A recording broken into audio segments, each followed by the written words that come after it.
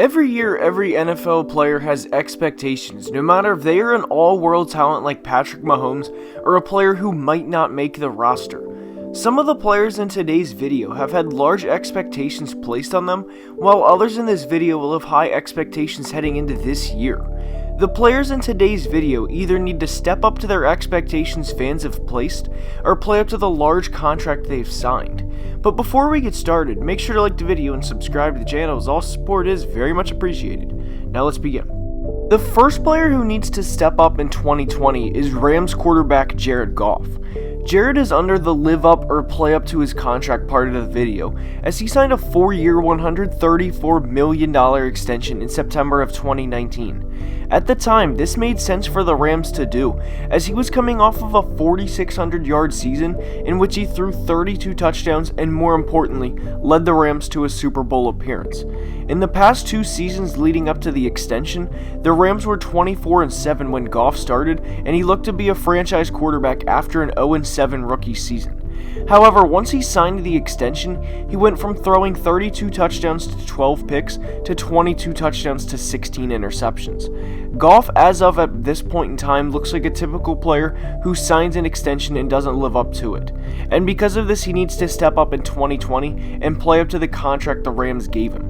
There's no doubt this will be tough, with the defending NFC champion 49ers in the division, the Seahawks with Russell Wilson, and the Cardinals now who look on the rise more than ever, but there's a reason the Rams paid Goff: to win in situations like this.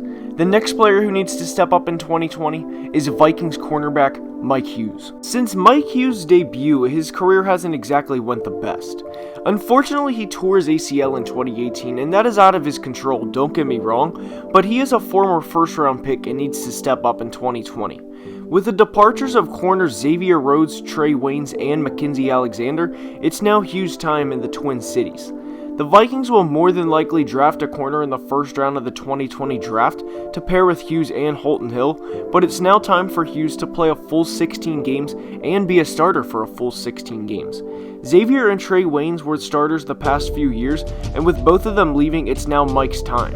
He will have his work cut out for him, with players like Davante Adams, Kenny Golladay, and Allen Robinson all in the same division, and if he's not up to the task, it could be another long year for the Vikings corners.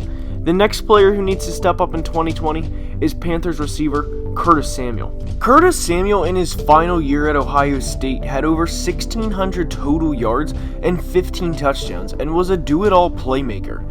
However, that hasn't exactly translated to the NFL, as through 3 years, he has just 1,200 receiving yards and has been significantly outperformed by his teammate DJ Moore.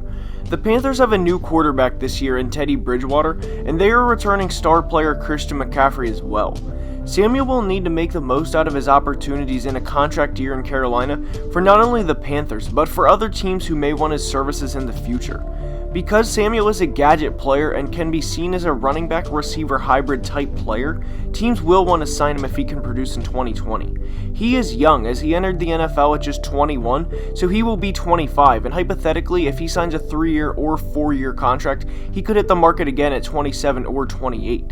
He needs to step up this year for not only himself, but for his family, as a potential large payday could happen if he does.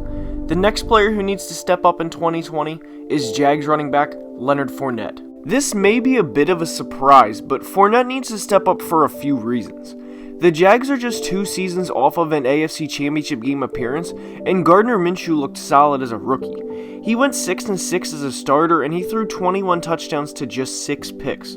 With the division not being in great shape like other divisions in football, this is why Fournette needs to step up.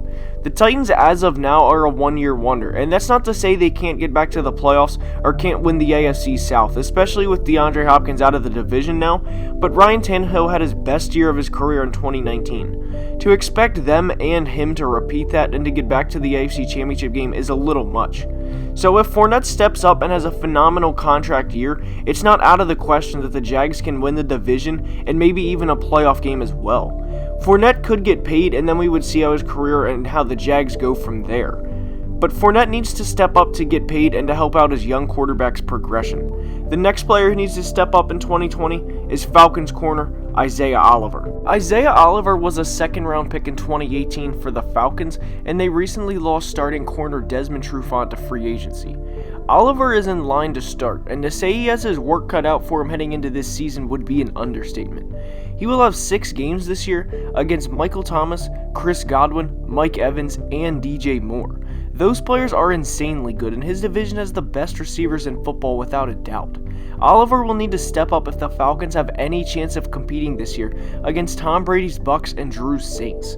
2020 will be a telling year for Oliver, and he needs to step up for himself and his team. The final player that needs to step up into their role in 2020 is Browns quarterback Baker Mayfield. Baker Mayfield had a very good rookie season as he threw for 27 touchdowns and led the Browns to their first win in over a year at the time. He was the number 1 overall pick and played like it for a good portion of the year.